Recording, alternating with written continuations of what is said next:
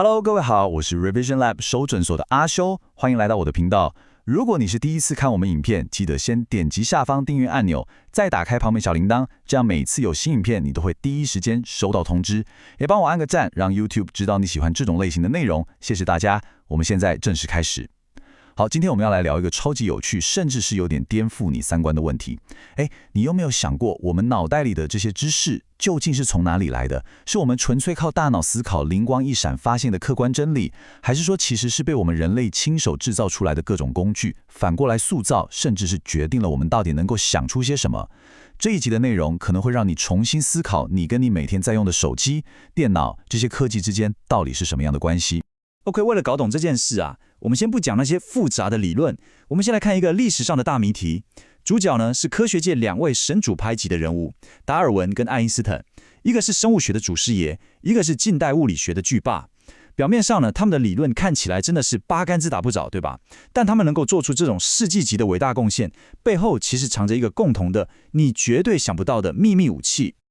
没错，问题就来了。达尔文的演化论跟爱因斯坦的相对论，这两个听起来超级高大上、改变世界的理论，到底有什么共通点？大家可以先在心里猜个3秒钟。我给你个提示，答案绝对不是你想的那么简单，它跟什么纯粹的科学公式啊，或是高深的数学没有最直接的关系哦。好，答案揭晓。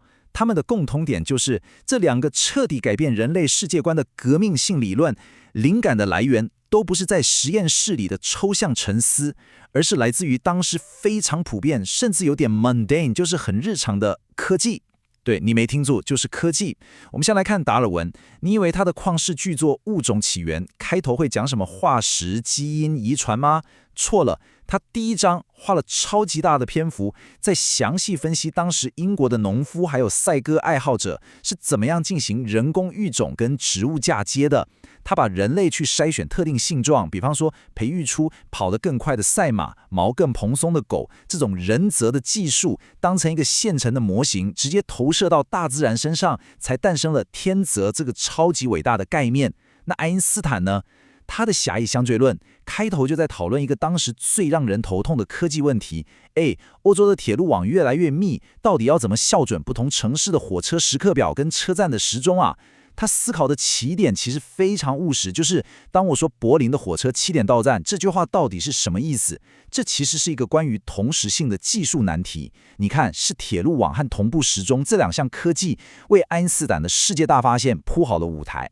如果没有这些精确计时和全球化的运输网络，他那个关于光速和时间的思想实验根本就不可能存在。讲到这里，刚刚达尔文和爱因斯坦的例子其实就指向了我们今天最核心的观点。所谓的知识很可能不是被我们发现的，而是被人造物所建构出来的。这个概念我们称之为人造物知识。接下来这部分超级重要，我们要坐上时光机，来看看历史上几个关键的典范转移。你就会发现这件事有多夸张，以及它如何一再地发生。我们先回到17世纪，当时最顶尖、最精密的科技是什么？答案是刚刚被发明出来没多久的机械表。于是，一个全新的世界观就诞生了，那就是机械论宇宙。从牛顿开始，几乎所有的科学家、哲学家，甚至是神学家，都开始把宇宙想象成一个由上帝这位终极工匠所打造的巨大又复杂的时钟。所有东西的运作、星球的轨道、潮汐的起落，背后都有一套精密的齿轮和发条在驱动。大哲学家笛卡尔甚至说，动物不过就是一步步复杂的自动机器。这个比喻，它不只是个比喻而已哦，它提供了一整套决定论的思维框架，彻底改变了物理学和生物学接下来200年的发展走向。接着，时光快转到19世纪，工业革命的象征蒸汽机称霸了全世界，人类的世界观也跟着升级了。宇宙不再是一个冰冷精密的时钟，而是一部充满能量、会散发废热、效率会耗损的巨大蒸汽引擎。这个模型直接催生了一门全新的科学——热力学。科学家开始用能量、功、效率、熵这些源自于引擎工程学的概念来理解世界万物。连社会学家在分析劳动理论的时候，都把人类看作是能产生功但效率会耗损的引擎。你看，又来了，对吧？每一次关键科技的变革，都直接带来了科学模型的根本变革。然后来到20世纪，电脑的发明又一次刷新了我们的认知。什么是心智？什么是思想？最主流的比喻立刻变成了大脑是硬体，心智是软体。我们的思想、记忆、决策都被看作是在大脑这个生物电脑上运行的不同程式。我们现在常常会说自己资讯超载了，需要清空一下记忆体，我没办法多工处理。这些词全部都是从电脑科学借来了。这个比喻直到今天仍然深深影响着认知科学、心理学，甚至是人工智慧的发展。重点来了，这真的不只是单纯的比喻而已。这些科技模型提供了一整套的语言和框架，让我们能够去思考那些以前根本无法被思考的问题。其实这个透过制造来理解的超猛想法，早在18世纪就被一位比较冷门的意大利哲学家维科 Giambattista Vico 提出过了。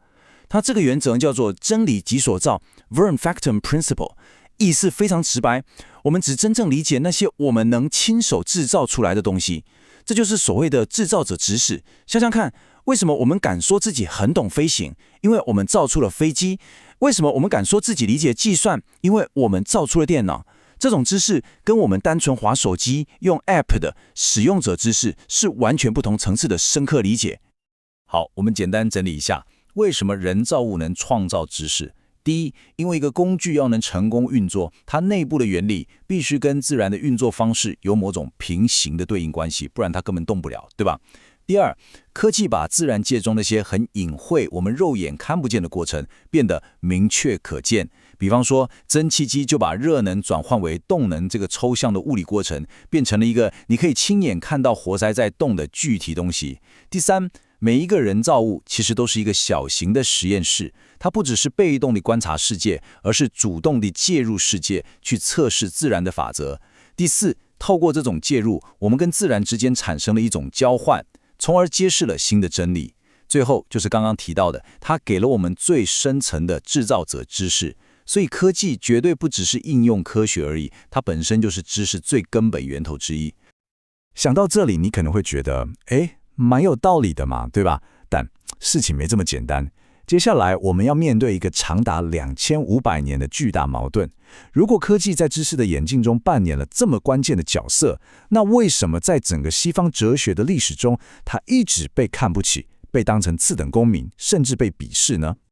这个矛盾要从古希腊说起，他们把知识分成两种，一种叫 techne， 也就是我们说的技术工艺，它关心的是事物如何运作，核心是动手制造，是黑手的东西；另一种叫 episteme， 也就是我们现在说的理论知识真理，它关心的是事物意味着什么，核心是语言、逻辑和命题。很不幸地，从柏拉图开始，整个西方哲学的主流都选择了后者。他们贬低工匠的技艺，认为那是低层次的、不纯粹的，而把纯粹的用语言来表达的逻辑思辨捧上了神坛。这就导致哲学家们几千年来都窝在象牙塔里面，专注在分析语句和命题，而彻底忽略了从人造物中诞生的庞大知识体系。所以这就形成了一个超大的历史性谜题，一个悬案。如果我们最伟大的科学思想，像是演化论和相对论，灵感都源自于科技，那为什么哲学家们却像着了魔一样，对语言如此痴迷，持续了整整2000多年？这个问题的答案将会是我们接下来要解开的最大秘密，而且这个答案真的会让你吓一跳。好，我们现在来揭晓谜底。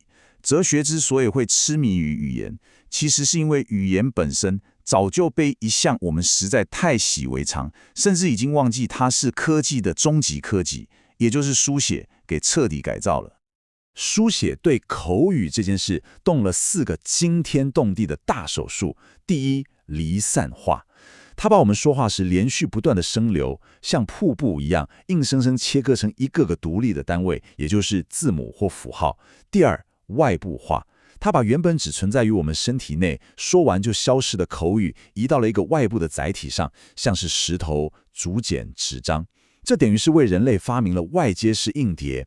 第三，视觉化，语言从一种只能听的东西变成了一种可以看的东西，也就是我们说的文本。第四，也是最关键的空间化。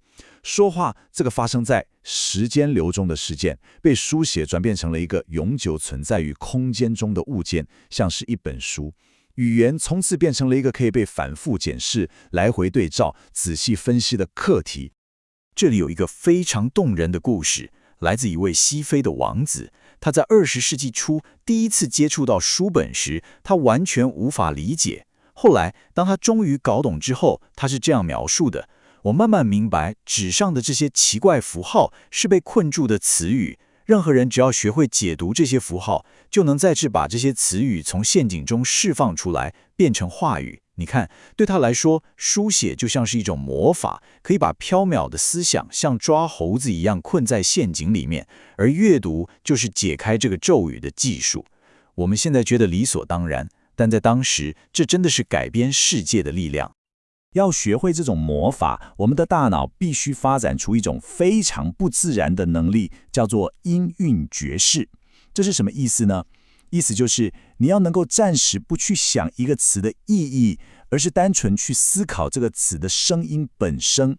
比方说，我们会教小朋友玩押韵有事，找出猫跟高的结尾音一样。这种能力在纯口语的文化里面是完全不需要，甚至是有点奇怪的。人的大脑天生就是用来处理意义的，书写却强迫我们先去分析声音的结构。这正是所有读写能力训练的核心，也是哲学式思考的起点。接下来这个观点可能更让你惊讶，其实就连单字这个我们觉得天经地义的概念，都是书写技术的产物。在纯口语文化中，人们思考的单位不是一个个的单字，而是一些固定的片语，比如荷马史诗里会反复出现的有着玫瑰色手指的黎明。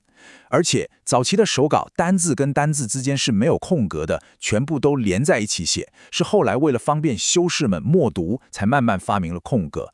所以一个个独立的可以从句子中抽离出来的单字，这个概念其实是字典、印刷术和默读普及之后的人造产物。重点来了，苏格拉底最喜欢问的那个经典问题：什么是正义？这个问题在口语文化中其实很难被理解，因为它强迫你把正义这个词本身从所有具体的情境中抽离出来，当成一个独立的抽象的物件来思考。这就是书写技术所带来的一种全新的强大的思维模式。好，讲了这么多历史，你可能会觉得有点遥远，但事实上，这个由书写技术所塑造的思维模式，已经像作业系统一样，深深地安装在你我的大脑里了。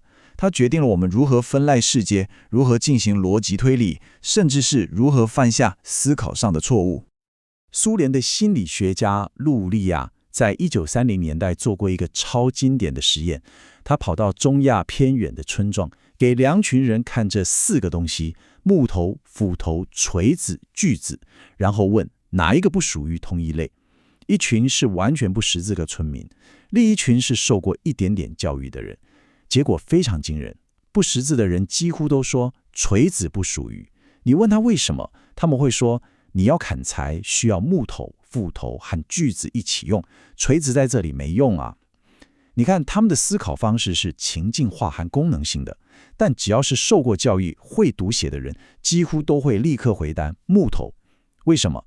因为斧头、锤子、锯子可以被归类到工具这个抽象的类别里。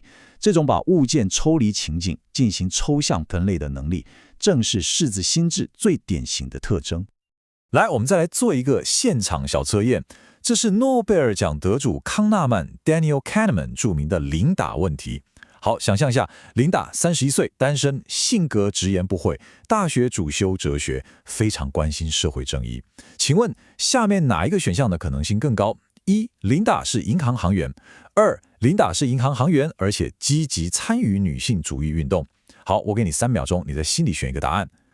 好，如果你选了2，恭喜你，你跟80% 的大学生一样，但是从纯粹逻辑上来说是错的。为什么？康纳曼把我们的思考分成2个系统，系统1是快思，它非常直觉，像对话一样，而且是情境化的。系统2是慢想，它是逻辑的、分析的、去情境化的。当我们听到零打的故事，我们的系统一会自动根据情境编一个很合理的故事，觉得选项2超符合描述的。但是如果我们启动系统2，用纯粹的逻辑去分析，你就会发现，你想想看，是银行行员这个大圈圈一定比是银行行员同时还要是个女性主义者这个小圈圈要大嘛，对吧？所以选项1的可能性永远更高。这个分野其实就完美对应了口语的逻辑和书写的逻辑。书写训练我们把语句抽离出来，进行去情境化的纯粹的逻辑分析，而这正是系统2的核心能力。所以今天的最终论点来了，这也是最颠覆的一点。我们长久以来奉为圭臬的理性 rationality， 并不是人类天生的自然的心理状态。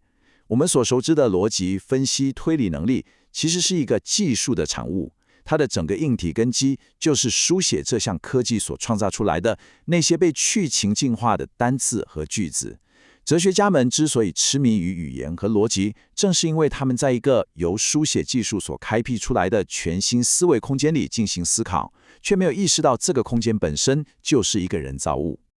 好，最后我想留给大家一个开放式的问题：如果书写这个看似简单的科技都能从根本上重塑人类的大脑和我们对理性的定义，那么我们今天身处其中无所不在的网络、演算法和生成式 AI， 又正在以什么我们可能还没有察觉到的方式，深刻地重塑着我们的思想、我们的社会，甚至是我们对知识和真理的根本定义呢？总结一下今天的重点：第一，伟大的思想往往来自我们身边的科技，不管是时钟、引擎还是电脑，它们都是思考的赢家。第二，长久以来我们都搞错了，动手做本身就是一种最深刻的思考方式。第三，也是最重要的，我们引以为傲的理性，其实很大程度上是被写字这项技术给塑造出来的。今天的内容就到这边，如果你觉得这集有帮助，记得马上点赞、加订阅、加开启小铃铛。我们正在冲订阅，需要你的支持。我是阿修，我们下次见，拜拜。